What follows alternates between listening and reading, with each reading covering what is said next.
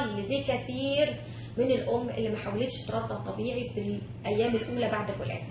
لأن الحقيقة العلمية إن الهرمونات اللي بتفرز علشان الحليب، عشان إدرار الحليب زي البرولاكتين والأوكسيتوسين وهكذا، لها خصائص أخرى على الرحم، إن هي بتساعد على انقباض الرحم بشكل طبيعي وتلقائي، ما يمنع حدوث النزيف بعد الولادة. بالإضافة كمان إن الأم اللي بترضع طبيعي بتقدر ترجع لشكلها الأول ما بعد الولادة بشكل أسرع من الأم اللي ما بترضعش، لأن الرحم بيوصل للحجم الطبيعي بتاعه بسرعة كبيرة أكتر من الأم اللي ما رضعتش طبيعي. ده غير كمان إن الرضاعة نفسها كإجراء طبيعي بيساعد في حرق الدهون بشكل قوي جدا، فبيساعد الأم إنها تفقد الوزن الكبير اللي هي خدته أثناء فترة الحمل. فدايما الأم اللي تجيلي في الشهر الأولاني وتقول لي يا دكتورة أنا عايزة أعمل رجيم، أنا عايزة أرجع زي ما كنت، أقول لها والله بشكل طبيعي جدا رضعي طفلك، أنت مش محتاجة رجيم. مجرد ما هترضعي الطفل بتاعك بشكل ملتزم ومنتظم هتلاقي نفسك فقدتي في اليوم الواحد ما يزيد عن 3000 كيلو كالوري، يعني أحسن من أي رجيم في الدنيا أنت هتعمليه. فتكوني خدتي أنت فايدة وطفلك كمان خد الفايدة المطلوبة.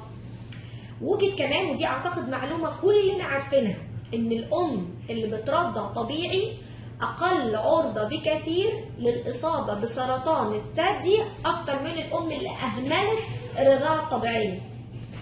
بالإضافة على المدى الطويل الإصابة بأمراض القلب والأوعية الدموية أقل بكثير في الأم اللي بترضع بشكل طبيعي.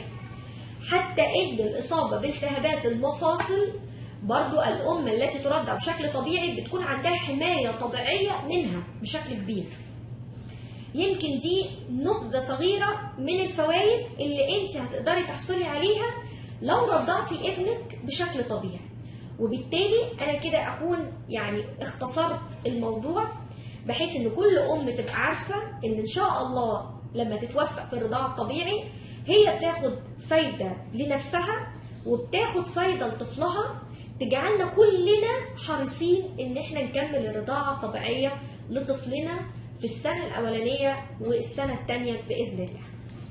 أقل بكثير من الأم اللي ما حاولتش ترضع طبيعي في الأيام الأولى بعد الولادة.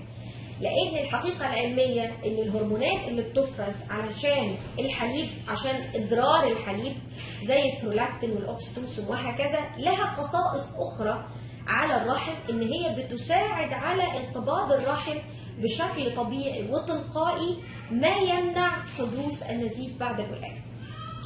بالإضافة كمان إن الأم اللي بترضع طبيعي بتقدر ترجع لشكلها الأول ما بعد الولادة بشكل أسرع من الأم اللي ما بترضعش، لأن الرحم بيوصل للحجم الطبيعي بتاعه بسرعة كبيرة أكتر من الأم اللي ما رضعتش طبيعي.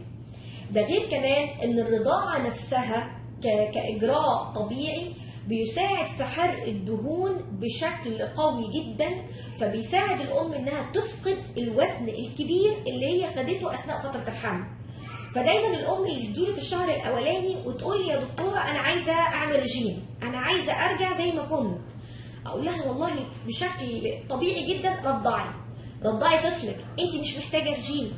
مجرد ما هترضعي الطفل بتاعك بشكل ملتزم ومنتظم هتلاقي نفسك فقدتي في اليوم الواحد ما يزيد عن 3000 كيلو كالوري، يعني أحسن من أي رجيم في الدنيا أنت هتعمليه.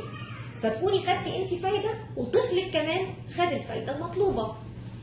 وجد كمان، ودي أعتقد معلومة كلنا عارفينها، إن الأم اللي بترضع طبيعي أقل عرضة بكثير للإصابة بسرطان الثدي أكتر من الأم اللي أهملت الرضاعة الطبيعية. بالإضافة على المدى الطويل الإصابة بأمراض القلب والأوعية الدموية أقل بكثير في الأم اللي بترضع بشكل طبيعي. حتى إن الإصابة بالتهابات المفاصل برضو الأم التي ترضع بشكل طبيعي بتكون عندها حماية طبيعية منها بشكل كبير. يمكن دي نبذة صغيرة من الفوائد اللي انت هتقدري تحصلي عليها لو رضعتي ابنك بشكل طبيعي. وبالتالي انا كده اكون يعني اختصرت الموضوع، بحيث ان كل ام تبقى عارفه ان شاء الله لما تتوفق في الرضاعه الطبيعي هي بتاخد فايده لنفسها وبتاخد فايده لطفلها، تجعلنا كلنا حريصين ان احنا نكمل الرضاعه الطبيعيه لطفلنا في السنه الاولانيه والسنه الثانيه باذن الله.